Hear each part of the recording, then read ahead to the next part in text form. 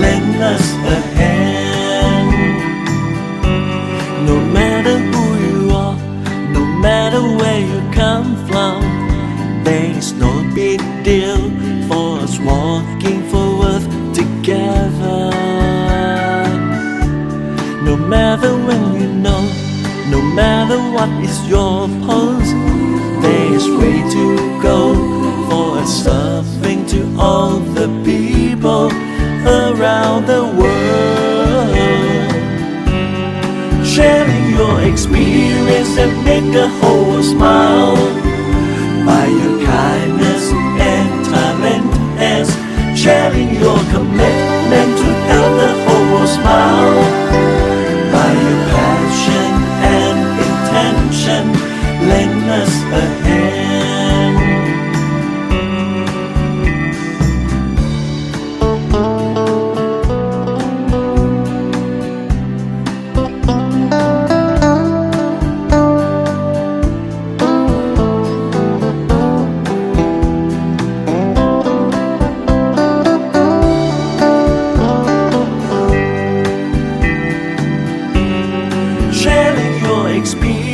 That make the whole world smile by your kindness and talent, and sharing your commitment to help the whole world smile by your passion and intention.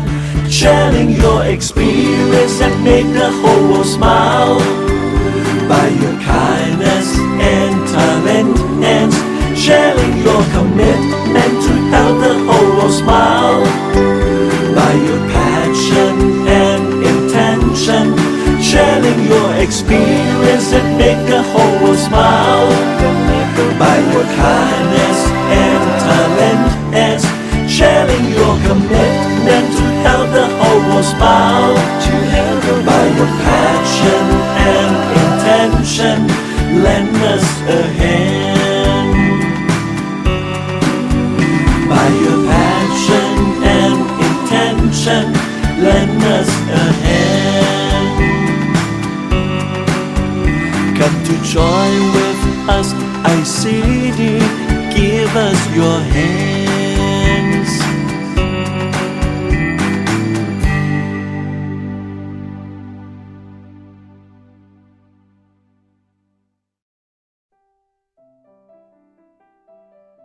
The International College of Dentists is the oldest and largest international honour society for dentists in the world. Established in 1928, the college has more than 12,000 members in 122 countries who've been awarded the prestigious title of Fellow in the ICD. Our motto is recognising service and the opportunity to serve.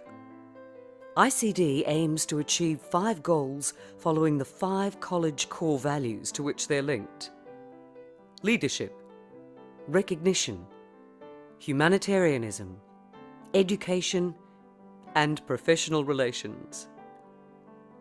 Leadership: to uphold the highest standard of professional competence and personal ethics. Recognition: to recognise distinguished service to the profession and the public worldwide. Humanitarianism: to foster measures for the prevention and treatment of oral disease by encouraging and supporting humanitarian projects. Education: to contribute to the advancement of the profession of dentistry by offering the growth and diffusion of dental knowledge worldwide. Professional relations: provide a universal forum for the cultivation of cordial relations within the profession and to assist in preserving the highest perception of the profession.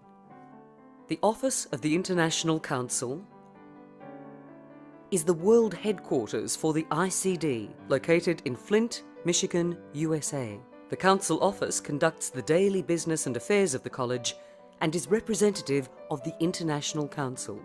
The International Council is ICD's signature institution and umbrella organisation for the worldwide membership and sections. There are 40 members of the Council, including the international officers and councillors, who represent ICD's sections and regions in 122 countries around the world. ICD constitutes 15 autonomous sections to facilitate administration at local and regional levels and to promote more effectively the aims and objectives of the college. There are currently 11 regions within Section 20 Asia sector that cover 16 countries.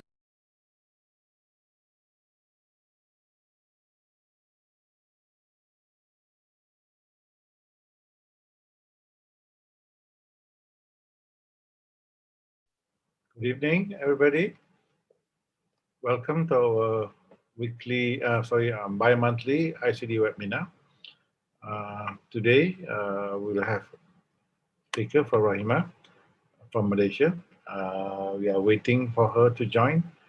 Just give us a few more seconds, as we have not, she's not with us yet, but she was, she acknowledged about the timing when I texted her this evening. So just wait just a few seconds when she will join us. Thank you for your patience.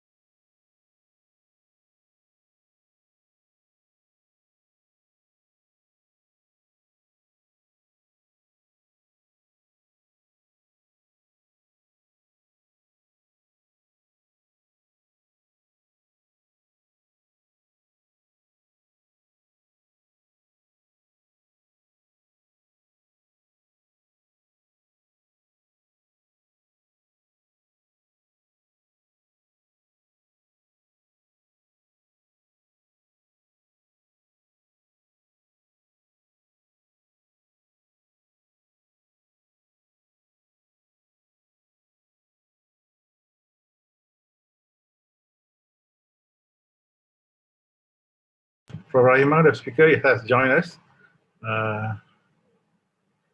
So she should be coming as a panel in a few seconds. Thank you.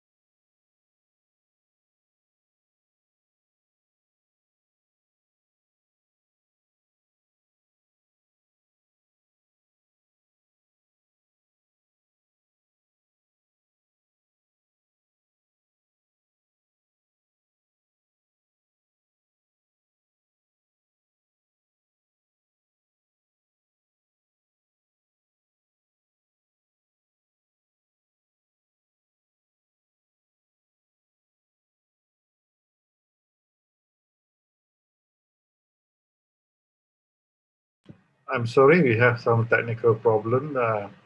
Actually, we have Prof. Rahimah has joined us, but she's in the other room where we have promoted her to speaker, but she has not accepted it.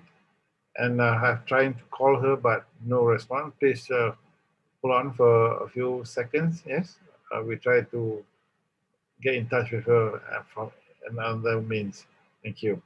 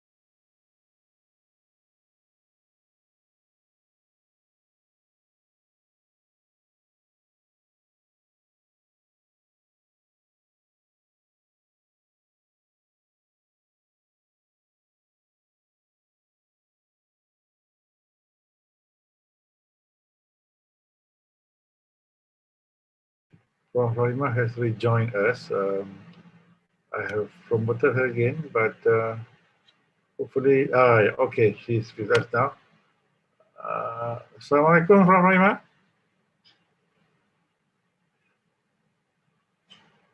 Good evening, Prof. Rahimah. Are you with us?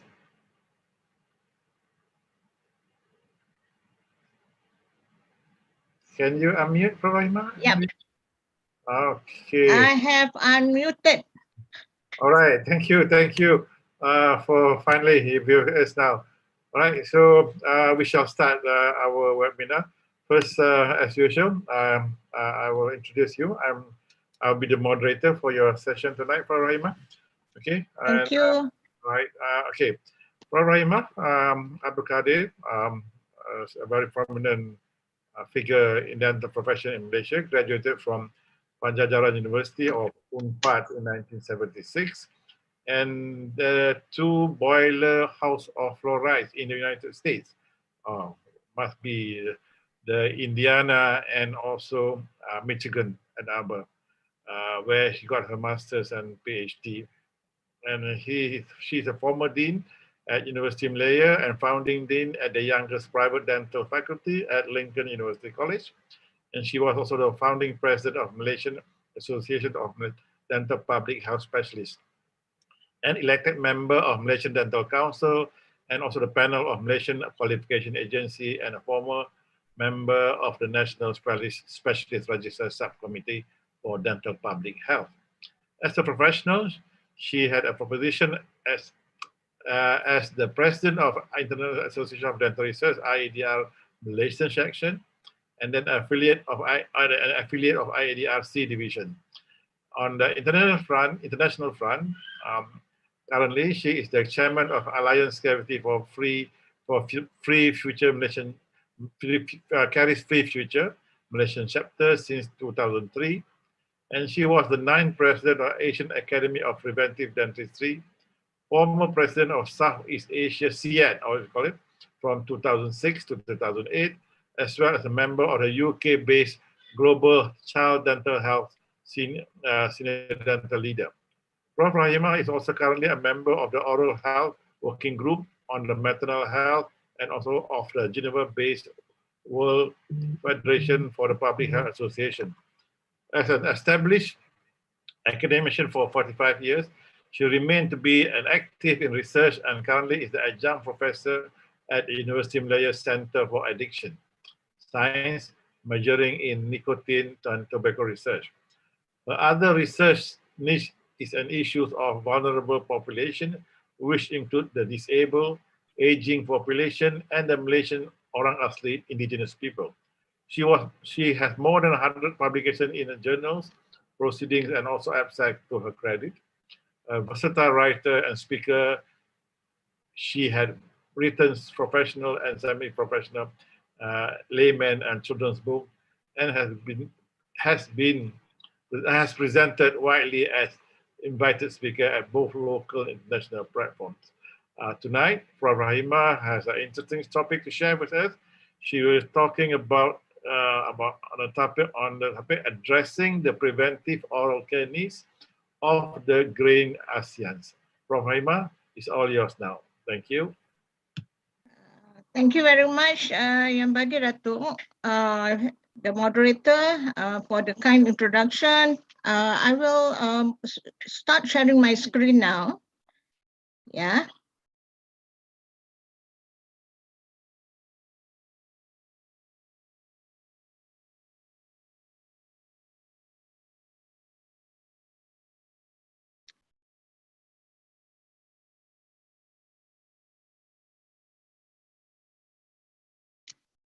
Okay.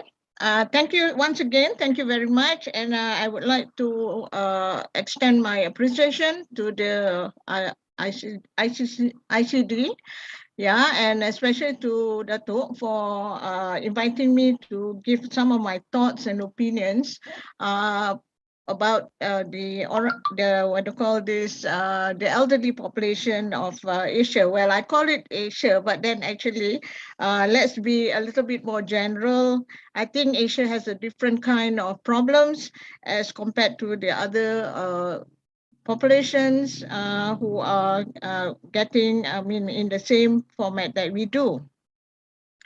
Okay, so I'll be talking about what we have just mentioned about addressing the preventive oral care needs of the graying Asians. Yeah, the graying Asians, actually the aging Asians. And as you can see, here is Malaysia. But I will not be addressing Malaysia by per se. Rather, I will just go a little bit outside Malaysia.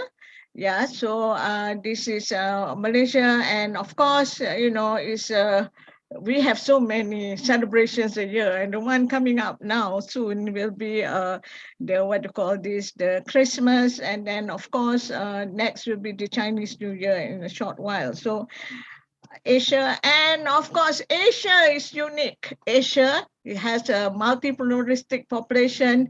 It has diversity in cultural heritage, spiritual, social, and family values. So that's what makes it so different from most of the other regions. Yeah, we are not a homogeneous society, but rather we are a heterogeneous society with so many values. And then, of course, we have a diverse healthcare delivery system and policies.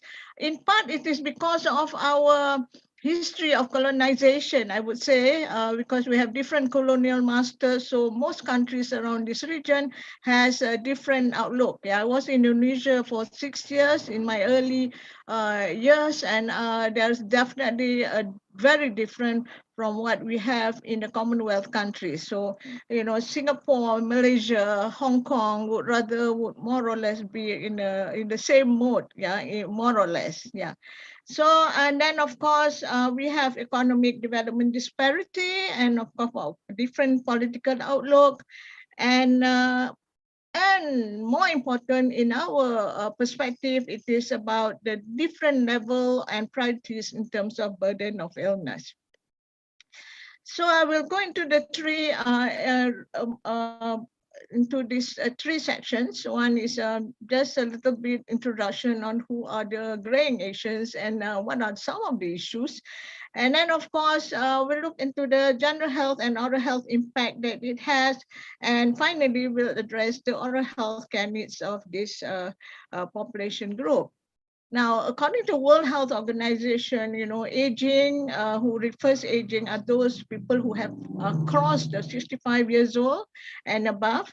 And at one stage, a couple of years ago, they have actually gone down and give a little bit of flexibility for developing countries like ours, where 60 years old is considered as old, because our life expectancy at that time, 40 years ago, was much lower than the ones in the Western Bloc. And then, of course, they have put that as 60 years as old, well, and then 75 and above as old, and above 75 as elderly. So, but it's so difficult to remember all those. In fact, there's a new one now that says, 65 is young, old. So, it's I mean, it'll take a lot of time to just remember all these things. Particularly, I am already in that 70 series. Yeah, if you are buying a BMW, we will be in the 70 series already. So, but again, there is also, for the Asian perspective, I think Edward Lowe and Giovanni thought that, perhaps giving the chronological age may not be the right way to address our old people in this region, in the Asian region. It's rather more, because of differences. For example, people are already considered old by the society once they have retired from compulsory retirement, from the work that they are doing now. Yeah. So, but again, the retirement age is different from one country to another. Malaysia, when I was retiring, I think she's only 55 years old. And I feel that I'm too young to retire. Yeah, but again, we have Indonesia that retires at the age of more than 70. Yeah, so I think this is where people feel that, retirement age maybe need to be considered when you are talking about how old are you, or what category of old are you in. And then, of course, about the mobility status, we all know very well there are basically there are three in general different types of mobility. One is fully independent, walk around, even though 80 years old, having a jolly good time. The other one would be perhaps a little bit partially independent, and needing somebody to help out, or using the wheelchairs, for example, to go and move around. And the other one is a full dependent. It's either almost bedridden, if not already bedridden. Yeah, so they are very dependent to move around with other people at hand. And then, of course, Edward also thought that, general physical and health status are different from person to person. So, how do you categorize one who is independent, and, and looking around as though they are 50, 60 years old? Yeah. So that's what Edward was saying. Perhaps, we need to have a different kind of perspective, or in terms of grouping our old people in the Asian region.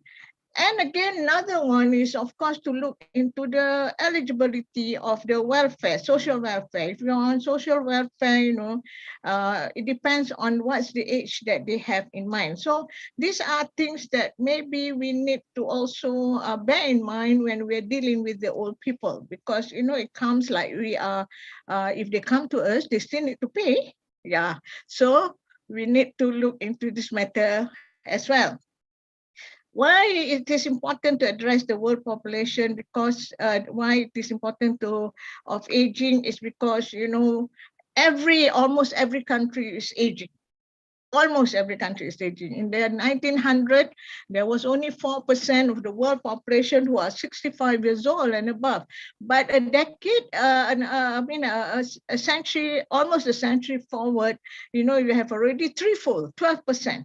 So it comes in millions of people. The percentage may be small, but in total absolute numbers, it is actually quite big. And then, of course, with the improved life expectancy because of good sanitation and development of the respective countries, then you have the more and more countries moving towards the finish line of 65 years old. So they pass the age, and they then become also an aged population. Then some countries, if you are looking at if countries that have more than 14% of the population who are already past 65 years old, 65, and they are moving into 70s and 80s, they are considered as an aged population. So aging is the ones that move into 65, but aged is when you have passed the 65, at least 14% of your population is past that. And then, of course, this is just to share with you. In the year 2050, yeah, we'll be moving. The people who are 60 years old will be moving to 22% of the total global population. Yeah, and we are looking at the picture here, a quite gloomy picture as well. Yeah, that we are in the side of the Asian region. We are also red and above. Yeah, so we are also expected to move between 15 to 30%, depending where your country is. So again, just to share with you the global scenario of the based on the status of developed or developing country. You look there at Asia excluding Japan. Yeah, so we are moving already into the 539.9 million. There's Asia, which actually comprises, we're not sure, actually Asia is divided into two sections. One is Eastern Asia. Eastern Asia is the one that with the former Russian, what do you call this, Russian states. And then, of course, if we are looking at our side, we have Eastern and Southeastern Asia. So, you know, China is in the Eastern Asia, and we are all Southeast Asian on the Southeast Asian. So we have two different places where our WHO, what do you call this, regional ones. Malaysia is in the what do you call Western one that is based in Philippines, and of course the others are India, and the rest are with India in New Delhi. So, and then of course you can look at the developing countries here. We are also having moving forward very fast into getting to be in alignment with our Western colleagues, yeah, Western population. Yeah, aging in Asia is getting faster actually. Yeah, it is getting quite rapid. Although it may not be the same, but it is expected. Yeah, in the to be moving forward, because there's a change in terms of fertility rates as well. You know, the Asians are also following the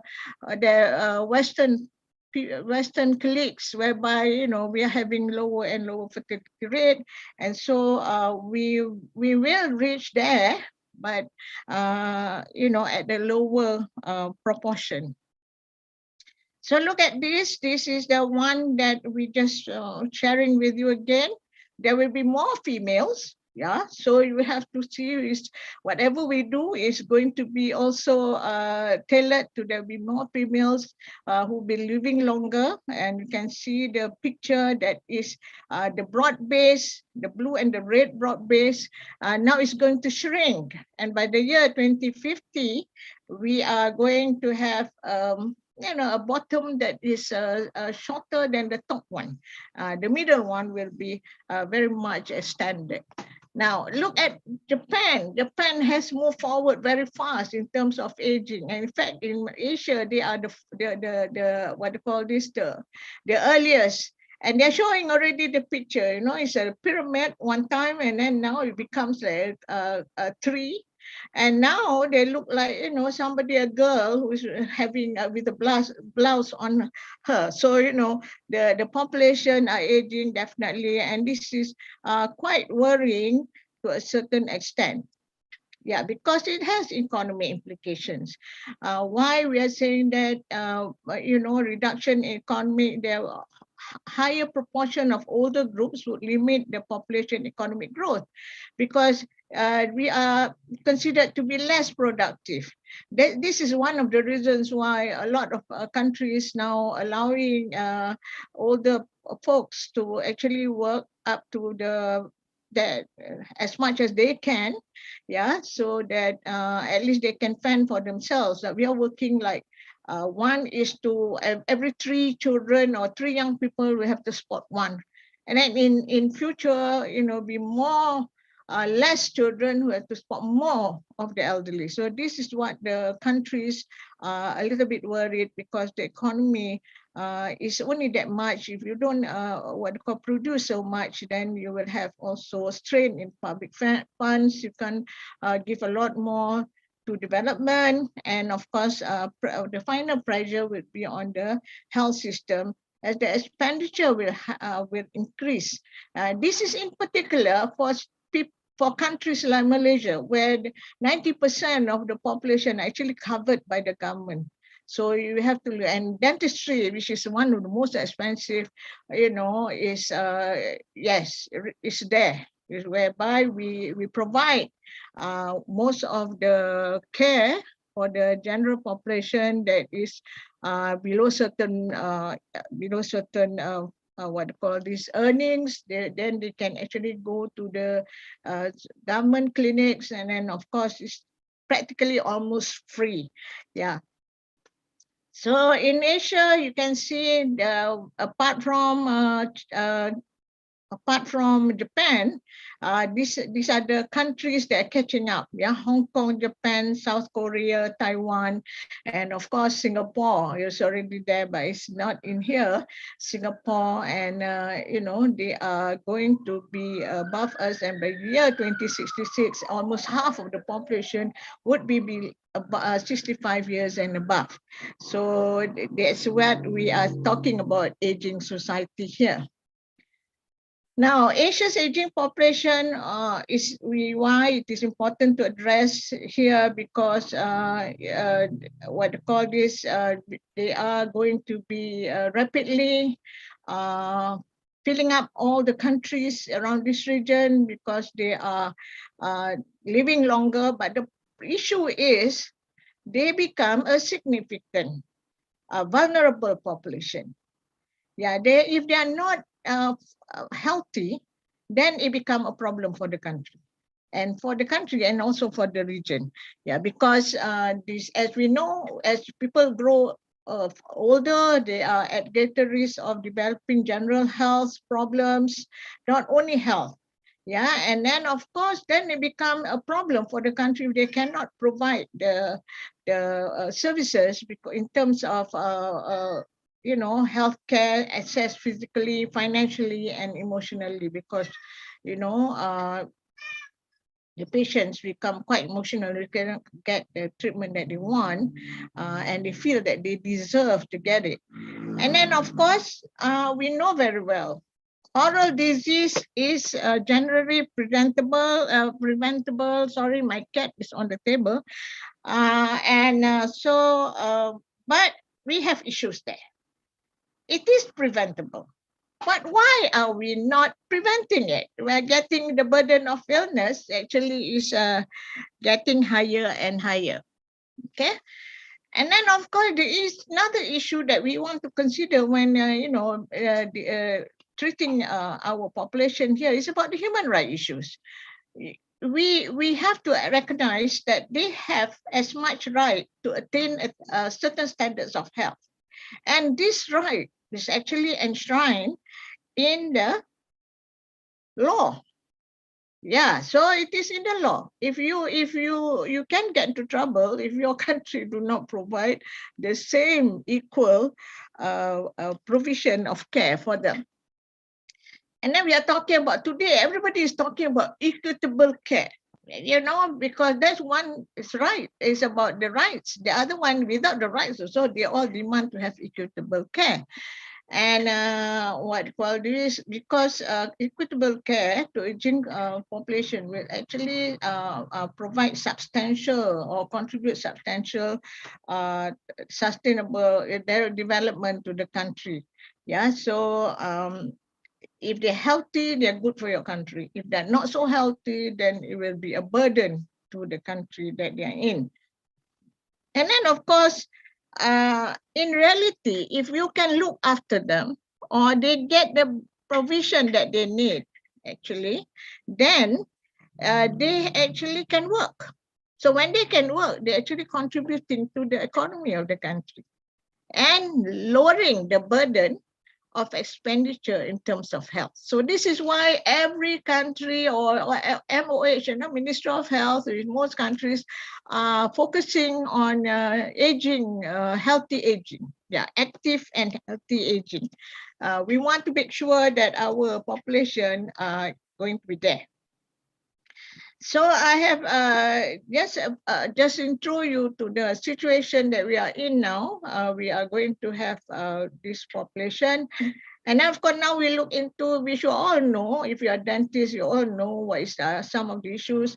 It may not be so different from the general population, but of course, the common ones are here. So caries and root caries. So if anyone is going to tell you that caries is going away, no, they are not going to go away. Caries, we are interested is not to have it into big cavities because it has a pain impact to that. Caries with there, you still be needed, and of course, on top of that, with the older people coming in and the lowering of their gums, have root caries. And if they don't keep the oral hygiene, then it is going to be a problem. Then there's periodontal disease. Then another problem that is we are going to face in the future is going to be extensive tooth loss among our population. And of course, the tooth loss has that impact. And coming to that, the first four are the ones that we'll be seeing a lot more among the older population in the future. The oral cancer, the mucosal lesions as well. And all of this in part has connection between one to the other with the nutrition imbalance. So this is where, I remembered when the first time in 1995, when our government decided to help the older population, I was there, right there in Kota Baru, Kelantan, and it was thought at that time, that was in the 1900s, so it was thought at that time that probably giving them dentures would be good, so that they can eat. Yeah, they can eat properly, they have good digestion, and etc., etc. But then it don't seem to work that way because of the cultural and the values that they have. They don't see it that way. So what you see as a professional not necessarily be the same as your patient. Yeah, so bear that in mind. Do not assume that you can impose on the patient what they want, what you want, actually, but they're getting smarter now, because before they come to see you, they're already Googling and to find out, what's cost going to be like, what's the thing, etc. Yeah. And then, of course, we have issues with dry mouth, xerostomia. If they are having problems with the general health, then we are going to see a lot more of that. Even without that, you will see it because it's kind of physiological reduction. May not be total elimination, but just a reduction, and they will have a dry up mouth, and that will cause a lot more, because dry up mouth can cause a lot of other things, in particular caries, because people then become more susceptible to caries formation. And then with not enough saliva, you also have problem with swallowing. Then you have dysphagia, and dysphagia can lead to even pneumonia. Yeah, there has been some association. And then, of course, we have mental health. Mental health, we don't need to wait for the pandemic of COVID to be there. Actually, a lot of our people, old people, are already having this long before the pandemic comes forward. So the burden of illness, we're looking at in general by this study that was done in 2017, but basing on the data that was collected over a systematic analysis of the data that they got all over from 1990 to 2017, you want to say that 3.5 billion cases will be there, as a burden of illness for the global ones. But look at this, 3.2 billion are going because of oral conditions. And 2.3 billion is because of caries. So caries stops it all. Next will be periodontal disease. So, then of course, and these two, as you know very well, actually are preventable. If you can make sure that your patients, practice good oral hygiene, come to preventive measures. So that's why we're addressing the issue here. If you don't, then they're going to be there. And can you actually treat all of them? I don't think so, because you'll be very selective, yeah, how you treat the patients and for them. So again, total tooth loss will also be there, and that doesn't help us much, yeah. Caries, as I mentioned just now, is amazingly has not changed for the last 30 years. We are seeing the same picture. Of caries that is already there, coming up more, and is at one stage in the 1975, when the first data came out about caries decline among the 12 years old by Brunel in the United States, everybody was happy. Some were not happy because thinking, wow, we have settled out the caries problem. We are not going to see people with caries. We can do other things as well. But unfortunately, that don't work that way. Yeah, because the mouth ecosystem, if they're not protected, then they'll be destructive to your overall health. Yeah. So and to look at it, we have the two most common, highest prevalence among all the people in the world, and dental caries is number one. Untreated dental caries is number one. So it supersedes all the other health problems. And perio is also there. Perio is actually number 10, if I'm not mistaken. But in terms of, even perio is the people having periodontal problems is higher. The prevalence is higher than even asthmatic, because of respiratory problem, because of diabetes, etc.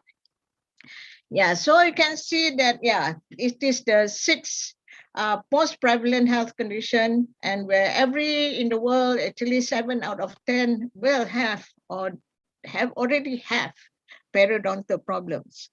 So, and oral cancer is another one. It is number 15. Lip and oral cavity cancers are among the top 15 most common cancers worldwide. And we don't know, when we say about 15 most common, at least the incident in 2018 is already with 550 incident cases. Yeah, incident cases comes in. But cancer is one of the difficult to measure in terms of movement, yeah, longitudinal movement, because some gets off the board earlier, and then of course that's one of the reasons why we go by 100,000 measurement of such as that. And then of course tooth loss is already coming into the picture, yeah, with a high prevalence, okay, but not many countries provide the picture for the World Health Organization to come up. But Malaysia is there, the blue one, the small one.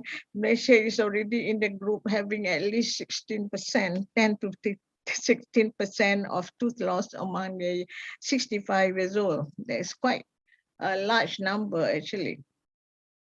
And so as I mentioned just now, nutrition is one of the problems. We're not talking about diabetes alone here. We are talking about nutrition in terms of its impact of oral health. And at the end of the day, it also affected the general health of the population. You can see that poor nutrition or poor diet, how bad diet, we can call it whichever we want, can cause caries. Then, if still it becomes worse, then there's tooth loss, then the perio itself, and then of course it goes to the circle, round the circle. At the end of the day, you have impact health. The general health is also affected. So we are not talking only about ours. And in fact, tooth loss has been associated, I think, which I forgot to put in data, has also been associated with the rising of the colon rectal cancer. At least in Malaysia, it was reported as such. Yeah. So we are having more of that. And then, of course, this tooth loss is actually a real problem, and it's going to come up with a real problem. So we must make sure that we need to inform our patient, to try and keep as many teeth as they can, just like the Japanese. Japanese amazingly has done a great job. And have tooth loss, and then if you need to wear dentures, you need to put in dentures. If it is not fitted well, then you have infection, you have pain. At the end of the day, it will affect the patient. If they're old, they become emotional. Old people become emotional very easily. Even the slightest, what you call this issue, it become, then they will not want to eat. And then because they cannot enjoy the taste, they have no taste because they don't chew, etc., etc. But at the end of the day, they have poor quality of life. And poor quality of life is actually a real problem in most countries, especially among the old people. And then the other one is, of course, dry mouth. Dry mouth is not alone, is really not too much. We are talking about dry mouth because of chemotherapy, because of radiotherapy, because of cancer. That's not. That is part and parcel. If you have a glands, salivary glands that is affected, of course you will have this issue. But more important, it is because of the side effect of the medications. A lot of Asians, old Asians actually are very prone to all kinds of general diseases. Yeah. So, and they take a lot of medications. I have my own husband. I don't know how much he took, but I was, yeah. So I can imagine all other people who takes a lot of medication. And some of these medications are the reasons why they have this dry mouth. And honestly, it's difficult to get the patient to drink water. Yeah, to drink water, a lot of water. We are talking about 1 liter of water a day, 8 glasses a day. That's what's recommended. Try. You can try and get people to drink, old people, 60 years and above, 8 glasses a day. That's plain water. Even with sugars also, they may not want to have this one because of other problems with the urine, with the bladder issues. Yeah.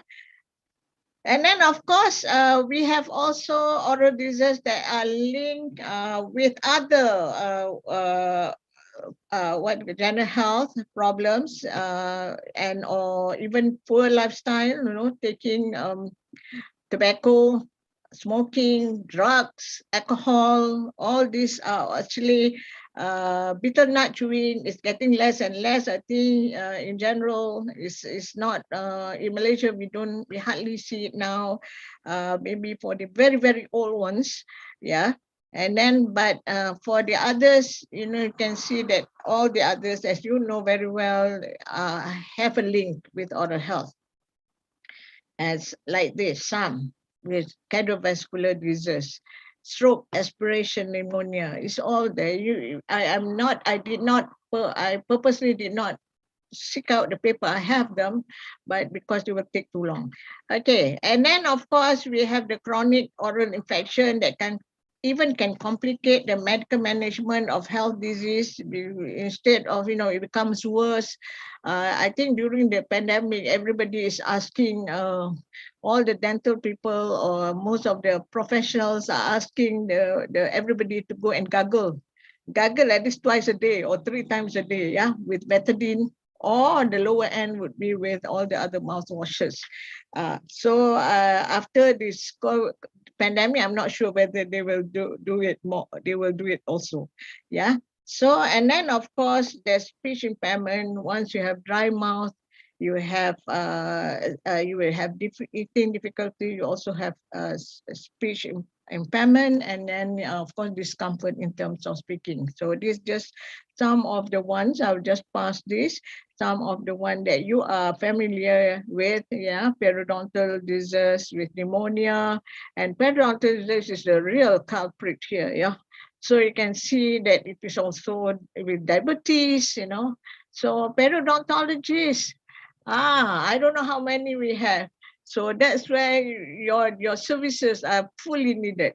And then of course the tooth loss. Yeah, the tooth loss is also associated with obesity. It works both ways. You don't have teeth, you are going to be obese. You are obese, also you may lose a lot of teeth. You know why? Because you take a lot of junk foods. And at the end of the day, when you don't take care of your oral hygiene, you're going to have tooth loss as well. So it works both ways. Studies have shown that it is a dual, by the what do you call this? The both will happen, whichever way, but it works both ways. And more important now, yes, of course, the issues of mental health has come up lately, but not because of our health, yeah, because of COVID-19. So we are talking about people who are locked down, and then of course they have mental health affected.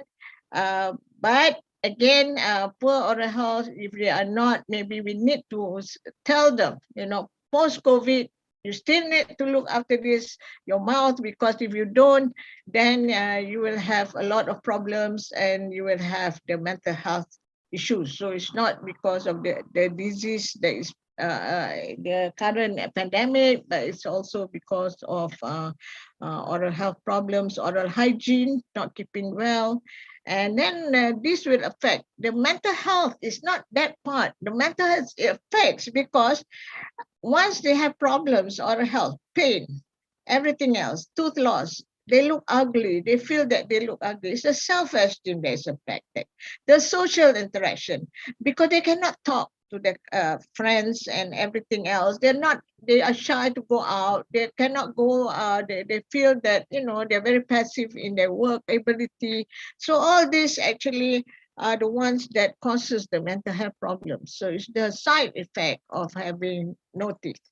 And tooth loss has also been associated with dementia. And this is what is worrying about the old people, dementia. You can drive somewhere and then at the end of the day, you forgot where you are, you cannot return home, you know. So you don't remember where you are, you put your toothbrush. All these kind of things is going to be a problem and has been shown to have the risk associated. And then the list is not there. It just doesn't seem to stop because now it goes on. As you progress in years from 65 to 75 to 75 to 80 and to 80 to 95, you have so many people, still alive at the age of 90. Yeah. So, and then we have vision impact. Vision impact, then how do you expect them to know that they have actually done well with the oral hygiene? Actually did a study last time among the blind people, yeah, the blind students. I wanted to know how actually do they clean their teeth, and then I videotape them, actually. Yeah, and then I just, because I'm curious, how do they know that the teeth is clean? So that was out of curiosity, but it was worth the effort, because then we would make recommendations that we write books and then they be translated into Braille, yeah, to help the blind. So there's that is for the natural blind, but this is because of old age, yeah. And then, of course, the hands, the hands are not moving too good. You have terminal carpal syndrome and you have muscle problems, you have everything else. So all this will actually have a problem when we are going to teach them oral hygiene care practices. Simple holding of the toothbrush, brushing in the mouth, bringing up the toothbrush to the mouth. It's going to be quite an effort for all of them, okay? And then, of course, we are talking about also daily living. Yeah, we are not only talking about just things that are bombastic as what I've just mentioned, but daily living, just an everyday function may not be as easy as before. So we will address how do we address them? Number one, we have to ask ourselves, do we have policies to care for them? Serious. Do you have policies? Yeah, because do you have any financial support scheme? any insurance scheme like what the Western people have, but in our country, in this region, Asia, do we have? Maybe Japan has, Hong Kong has, but also rich countries have. But what about the others? In Malaysia also, we still don't have. Yeah, we still don't have insurance, and no insurance company want to come up with that except for our indemnity. The insurance for our indemnity, dentist indemnity, but not for the patients, yeah, because they feel that they might lose the capability of, they might lose their profits.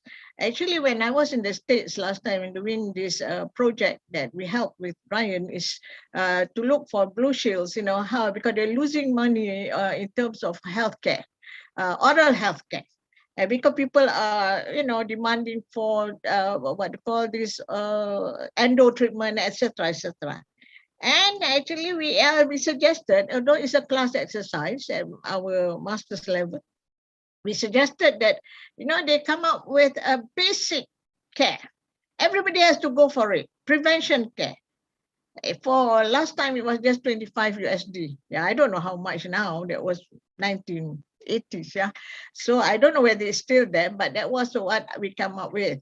Everybody, before they can take the premium for any other oral care, they have to take that basic care. They have to go and see, and that encourages the patient to go and see the dentist once, at least twice a year, because it's a package of prevention care. You visit your dentist, you check. The dentist then will tell you whether you will need in future to have to pay for the premium, or you need to buy the other things, the other insurance scheme. So it works well. I don't know whether it's still there, because I think it's still there maybe. Yeah, but it looks to be good that way. Yeah, for the prevention part is good, because they will definitely come. They will definitely come, because if they don't come, then they cannot buy the premium insurance for other treatments as they move on. So it becomes like a family practice where a lot of the children will come, starting with the children. And this is what we are talking about in coming up with the aging, what do you call, decade, 2020, 2030, where you are looking at the life course. That means you start with the child, adult years, and then the elderly. Yeah. So again, do we have policies for institutionalized elderly? We can't treat them the same. They are not the same. They have different problems other than the health and other health problems. Yeah, so we cannot treat. Do we have the manpower? Do we have the experts? Do we have? I don't think we have. Malaysia does not have. We only have a few. Three, what do you call this? And then of course the private versus setup. Who is going to do it? The private says that the public people should do it. The public people say we can't handle it because there are too many of them. So, this is where the issues will come up if we keep on, we need to address the prevention part of it so that they will take care of themselves, empower them to take care of themselves.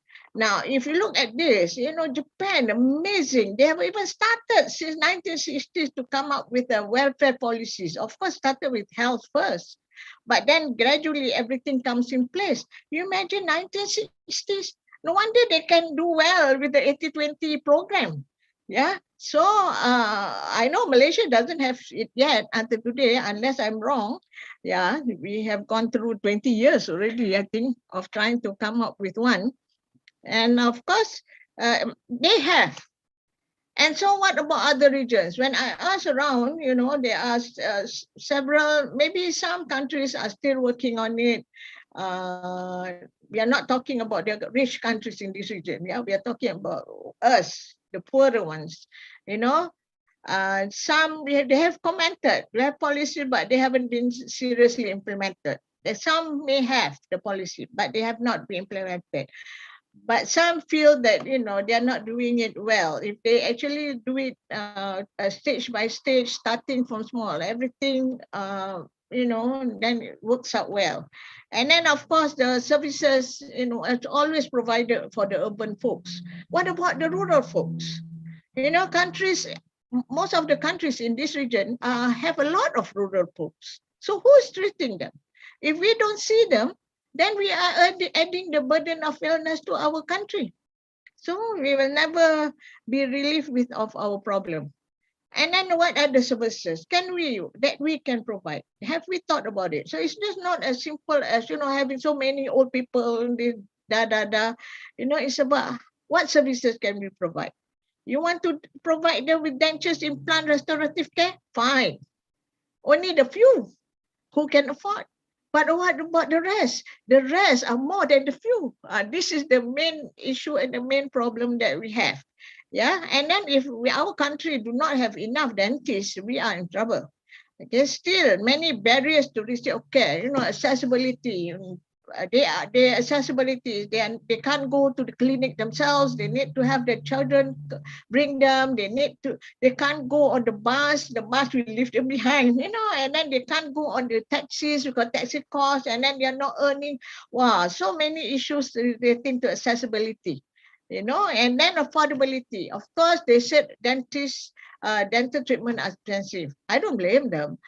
So they will wait, or they just don't want to wait enough for the public ones. And then of course, mentality of the carers or the other members, especially in institutionalized old people. We tell them, can you please make sure this or does his brushing at night, and do this. If we have to, I guess we do the way that we do with the children. But, again, that will lower down their self-esteem. And then most important, do we have the expert? Do we have trained manpower? Not only the dentist specialists, but even the support staff we don't have. So I think most of the countries, I think, do not have this. We depend on the way we have been teaching our students and everything else. So, and then one of the thing is, of course, this was the what you call former Surgeon General, and he says, okay, let's look at your mouth, which reflects well. Do you know that this American surgeon, this guy actually recognizes us. Even the World Health Organization, WHO, is just about to recognize that oral mouth. The mouth is important, but this guy has actually recognized that. And then, of course, it says if you can't provide the way that you want to provide, then let's come together. Let's come together to improve health. So, service for all. Go for the public health approach. The aging population is there. We have the professionals, we have the educational institution, we have the public and community, and of course the multi-sectoral. Care professional, you are team leaders. You can get yourself attached to the village as the village head. Well, you are a dentist, no doubt, but you can be also a member of the higher up hierarchy. And then, your words meant a lot. You go to tell the community, do this, do that, they will do, because they believe in you. Yeah, we are equivalent to politicians, but the health politicians, yeah? Don't talk about the other politicians. It's about health politicians. And then, of course, we can actually do all these things, we work with the community, with everybody there. Then, of course, if you want to pass the message on to the rural folks, you have to go through these key people. So this is where, if you depend on public health people, there are only a few of us. But if you gang up together, and wherever you are living, come and join the force. I think that will work very, very well. And then, of course, another issue is here: how many schools in this region actually teaches their students, dental students, about taking care of the elderly? I'm not talking about fixing them with dentures. I'm talking about teaching them about oral health, hygiene care. How many? Do you have a module? Do you have things that you can, so that when they go out, they become our agents of change? I don't know, but I know I've done that in University of Malaya. We started that in 1995, where we have a module, interdisciplinary module. We don't depend on the prosto people, but we come up together and we look at it and give I don't know how many lectures that was, because I was in the committee at that time to do curriculum review. So we had that, and I have followed that even to the time when I was in other universities. So so we need to look into this. We need to teach our students, because we don't teach our students, they know nothing, they're not sensitive. Yeah, and we need to do the teachers training colleges as well. Even if we have, that's why I say you are team leaders.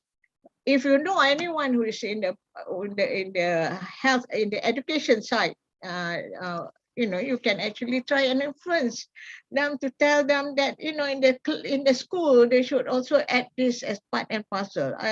Part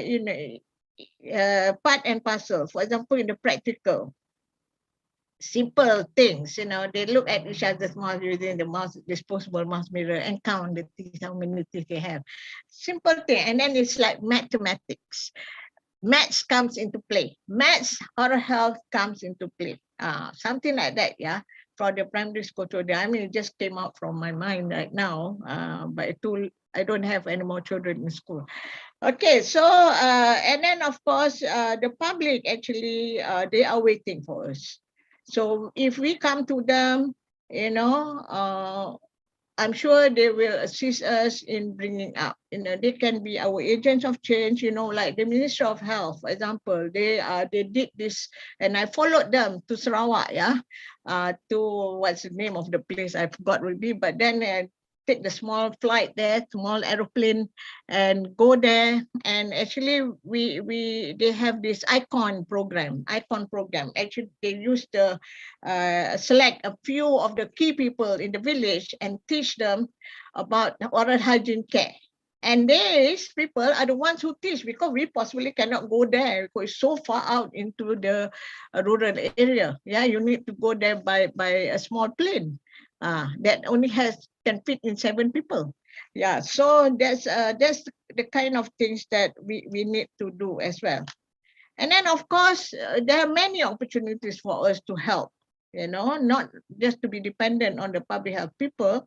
Yeah, you can actually create an easier choice to provide, working as a multi-sectoral, trying to get the corporate people. If you know how to, you attach them, well, try and get them, yeah, and to support some of the programs. So this is actually a holistic approach. You need to have it as a holistic approach. You cannot just work alone. You go crazy in no time. So, a holistic approach. And I think if I observe and I've studied, the most, what you call successful one to date is the Japanese one, 80-20. It's amazing. They started that in 1989, and over the years, they have made it easy access to dental health, apply all the ones that now WHO is coming up in their booklet. Yeah, but they actually have done it.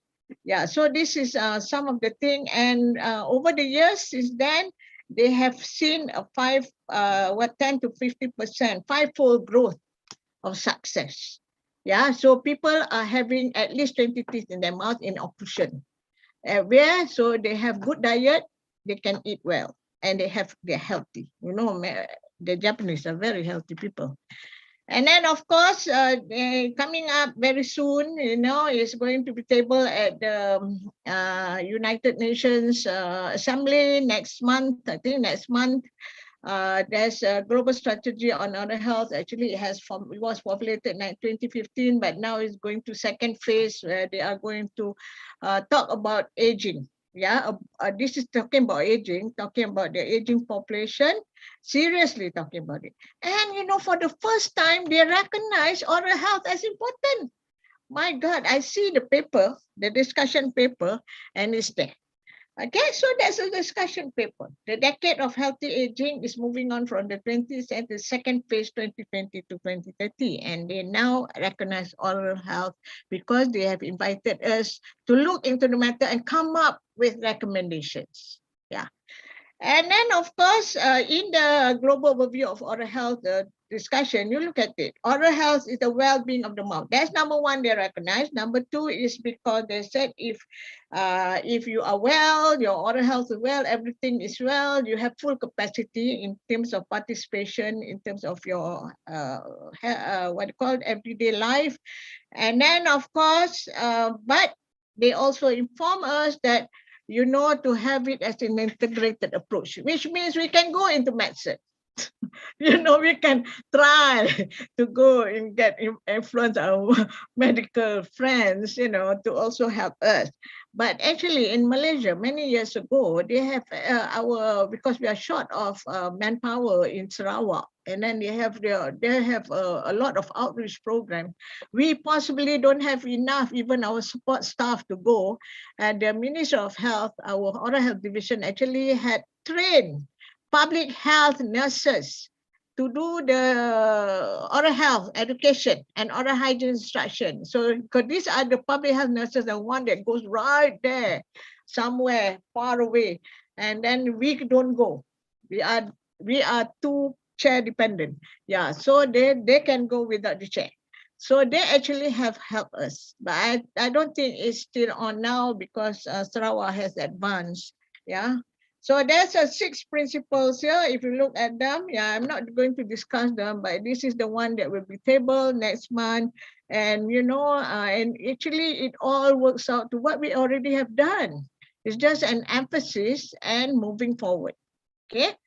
So moving forward from there, it fits very well with our prevention and philosophy of oral care that we have been practicing for years and years. Because in the philosophy is for those who are orally fit, we want to make sure they remain so. We are not saying they won't get disease. We just say delay the disease, okay?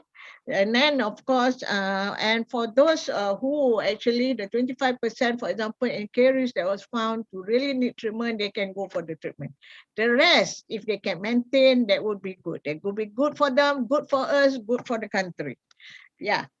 And because our goal, just like any other health professional goal, including your clinician's goals, is to improve the patients and communities, the whole community, and provide this so that we can have a good quality of life to live. No pain. The most important with dentistry, no pain. You have pain, you are in trouble. You create pain. Actually, they come to us already in pain. All we do is just extract the tooth, and they become more painful once the LA is gone. But what they don't see that. You see, to them, we are the one who create the pain. Yeah, so this is one of the things that we need as much as possible. Don't have extractions if possible.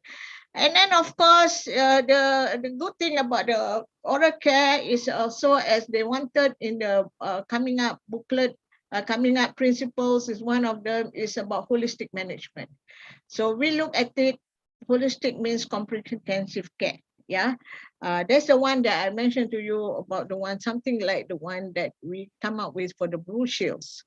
Yeah, so actually, even though the Tawa Charter concept is meant for primary health care and also health promotion, but it can be used also in the clinic setup.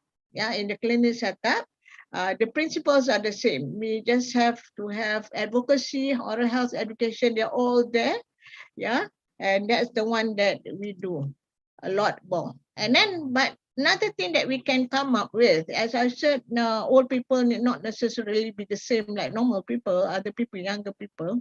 When you are going to do the assessment, screening, you have to be sensitized to the fact that these are the ones that are important. Yeah, the one that are important, not the one that we teach our students, because that's perfect. Yeah, I did. But this is the one that, and of course, the card there is just a showcase. You can come up with your own. But more important, all this. And this one can be related to the oral hygiene instruction or oral hygiene, oral health education. Yeah, you need to check the lip, the tongue, the gums and mucosal, saliva, natural teeth, dentures, oral cleanliness, dental pain. It's all associated with the prevalence that we have. of among the old people that are high. And of course, just an example, the thing that we have just put it up. Actually, I think this is Australia who came up with this idea. Is the 5 tips to keep well. They said, no, teaching the public. Very simple one. We can even teach our own support group. And then they pass it on. 5 tips to keep well: eat, drink, clean, play well, and stay well. So what do they mean in terms of our health? Eat well means less of sugar. Don't eat too much sugar, yeah. And of course, don't frequently eat too much of the snack foods. Eat well is also about not only frequent reducing sugar, but also a balanced diet. Encourage the old people to lead a balanced diet, yeah, especially from the vegetable group, which they need so much more than the meat and all the fibers from the fruits. And then, of course, if they have to eat meals, of course, we cannot deprive them, pity them. Then we tell them, you eat this with your meals, yeah. But they also need for the sake, and everything that you tell them must be associated with the health. You tell them to drink milk. No, all people don't like to drink milk. But if you tell them it's good for your bones, wow, they will drink. They will, because they don't want to not to be able to walk. Yeah, they want to walk. So this kind of things are the one that you think. And then this is the one that I'm talking about. You ask them to drink. Drink, yeah. Drink well. 8 glasses a day. My God, that's hard. Even for me, I find it hard to drink 8 glasses a day nowadays. Yeah.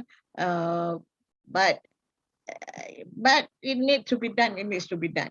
And then, of course, we are talking about all the other things, about drinking more water. The green one is the one that if you can come up like a card, and then it's a take-home card for them. The white one is the one that you're going to tell them. Yeah, the green one is the one for them to take home, so that they remember.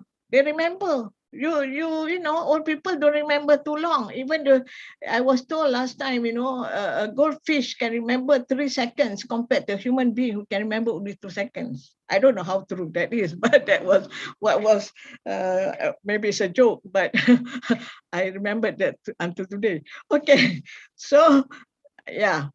And then, of course, tips to clean well. Make sure that they do this. Plot is the culprit of everything else.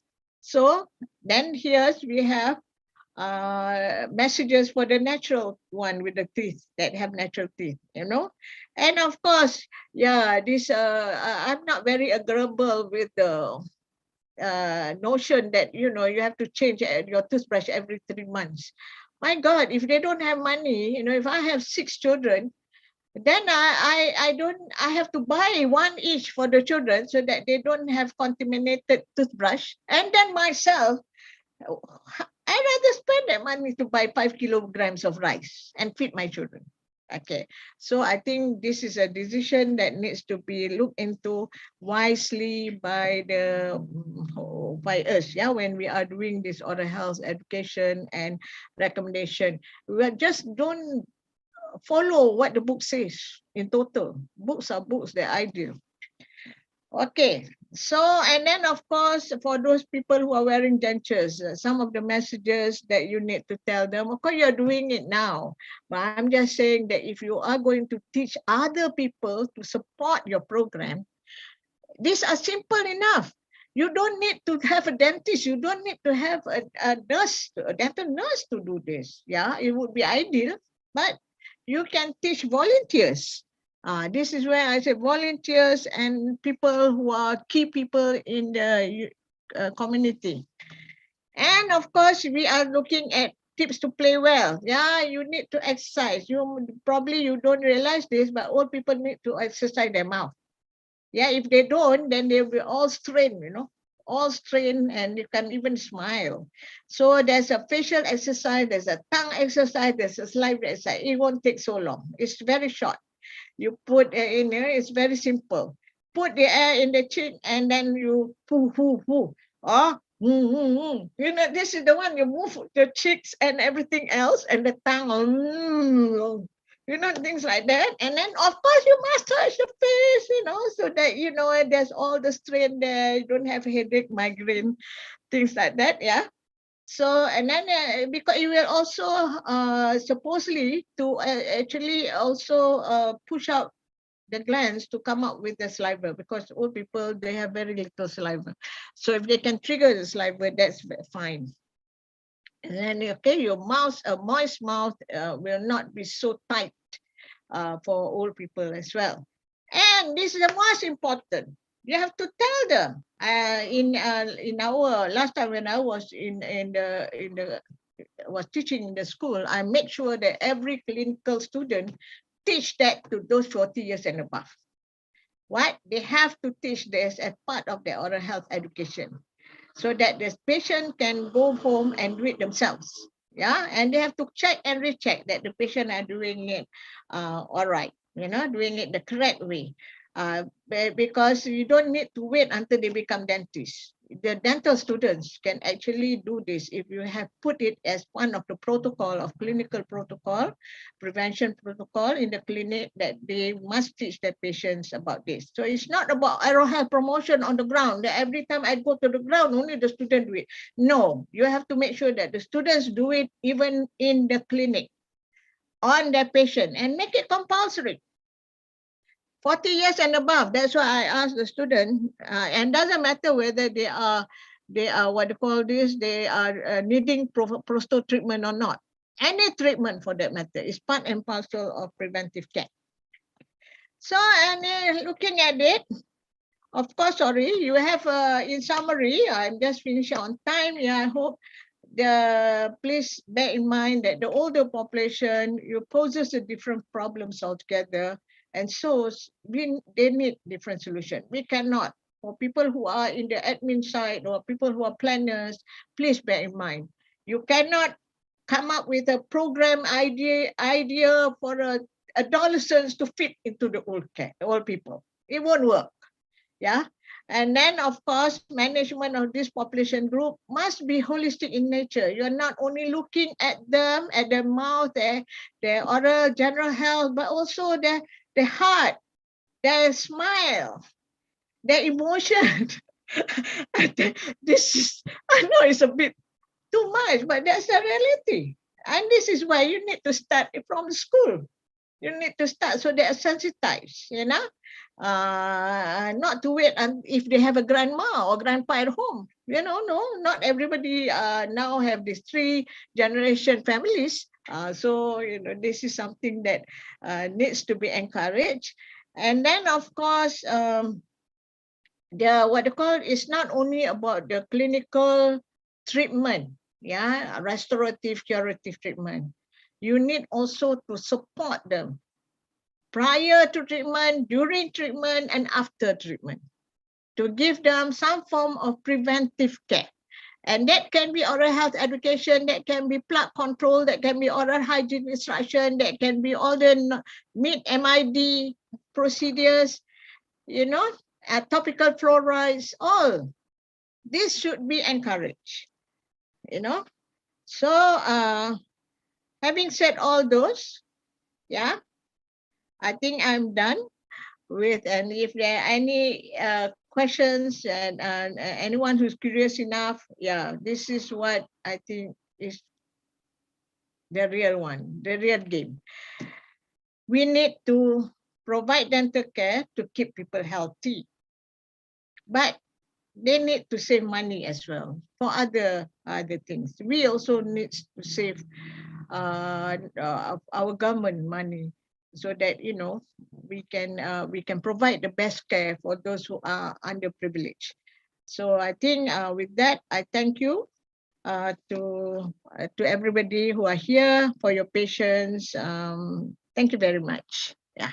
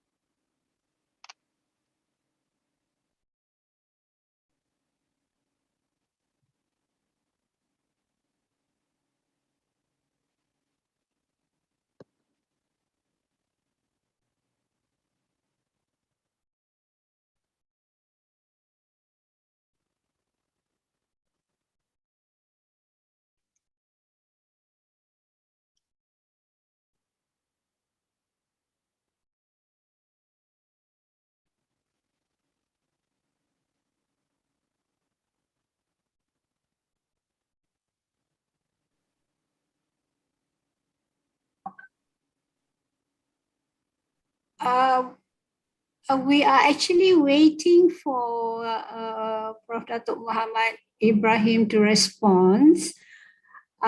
Thank you very much, Prof. Rahimah. I don't know whether I can be heard or not.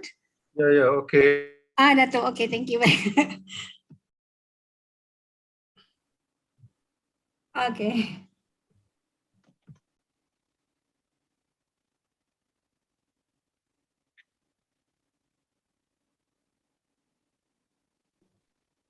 Datuk, you're muted.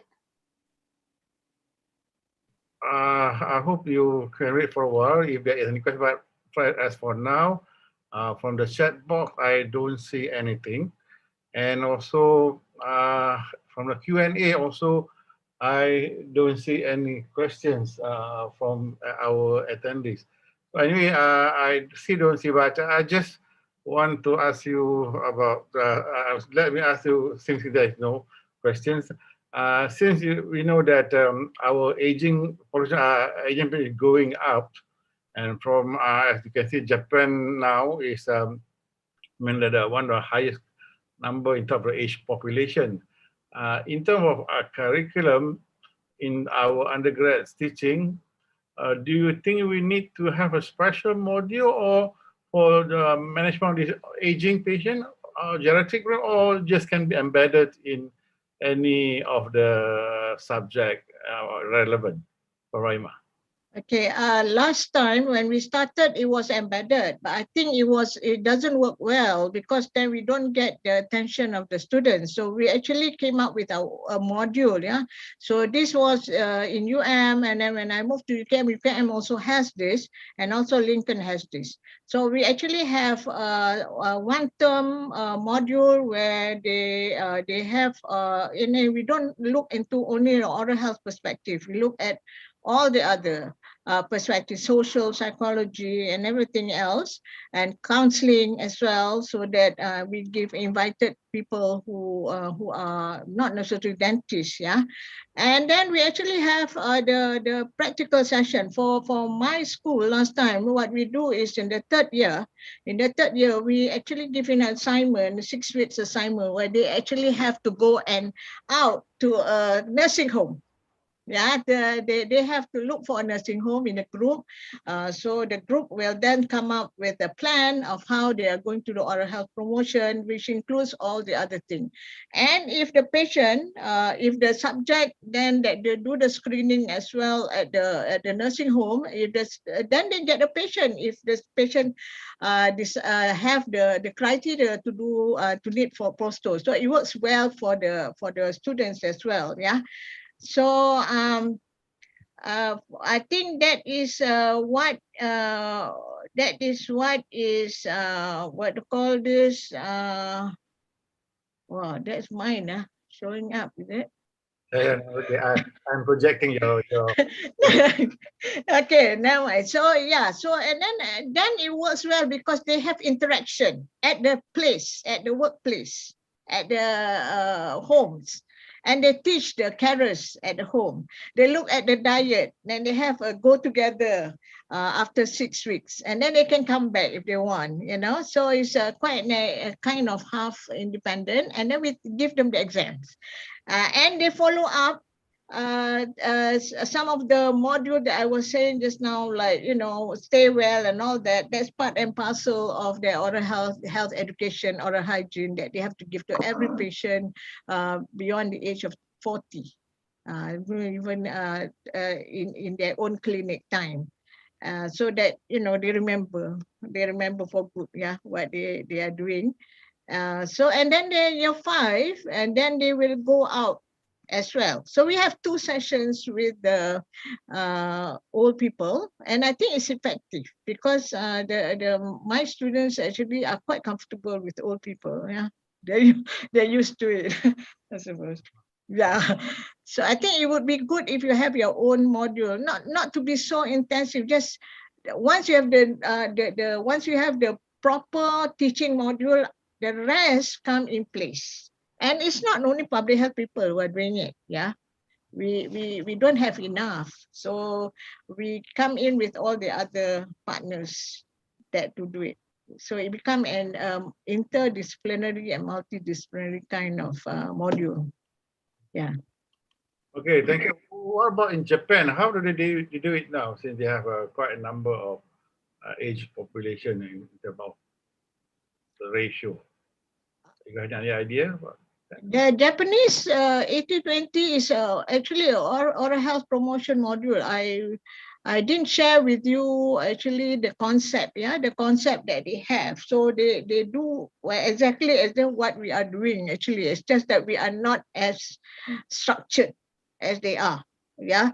So they actually goes by, started with one municipality, they call it, yeah, municipality, and they move on and they bring in all those people, dental hygiene, but they have lots of dental hygienists. I think how many? 30,000? Yeah, dental hygienists. So Yeah. this is the manpower that I think is the one that we need. Not so much a dentist, yeah.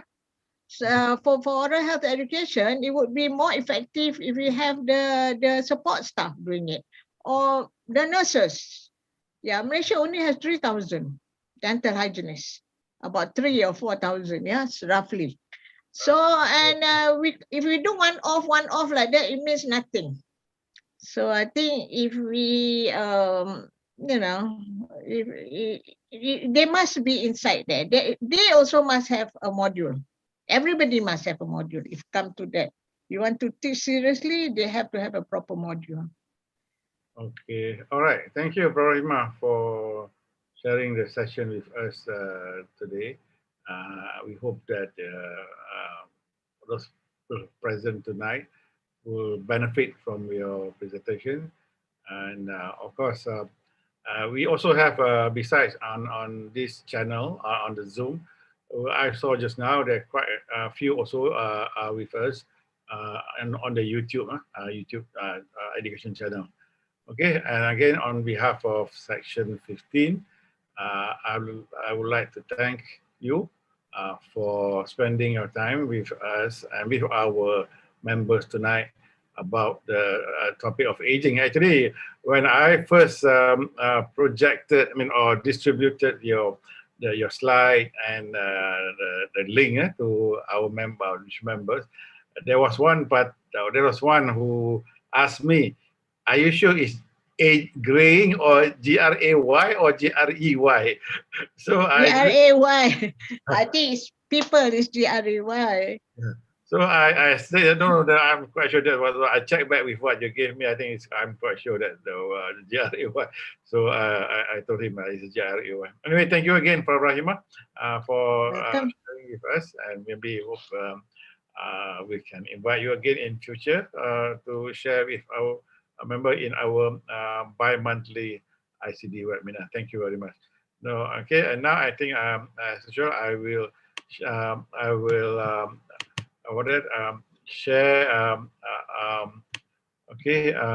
our next speaker. Our next speaker is from Indonesia. Okay, she is Professor Dr. Tri Astuti. She is a dean of at Trisakti, and she will talk quite a good topic in terms of teledentistry and alternative solution in dental practice during COVID-19. So that is on January the 9th. So come and join us for our this webinar as usual at 9:30 Malaysian time, and hope that we able to get useful information from Professor Terry Astuti. All right, and with that, I think thank you very much and stay safe, and see you again all in 2 weeks' time. Thank you. Bye-bye and good night. Thank you all, and of course, Amy and Latin, who has helped me in this organizing this webinar. Thank you.